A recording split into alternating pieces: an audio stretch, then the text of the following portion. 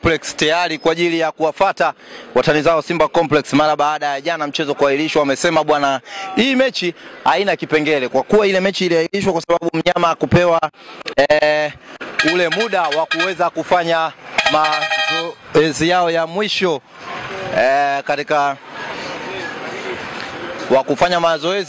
katika uwanja wa Benjamin Mkapa. Sasa leo wamewafuata katika uwanja wao wa Mo Bunju Arena ambao wameuzoea, na wamesema mechi hii haina kipengele mpaka ipigwe, na dhamira lao wamekuja huku kwa ajili ya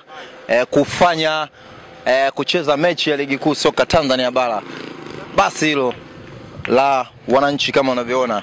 Ngoja tuone ni kweli wamekuja na wachezaji wote tayari kwa ajili ya mchezo ambao umegairishwa jana. Limesimama na likiwa linageuza hapa Mo Simba Arena tayari. Wananchi wakisema bwana, wamekuja kukamilisha ratiba kama jana waliwakimbia, wamekuja kwenye uwanja wao ambao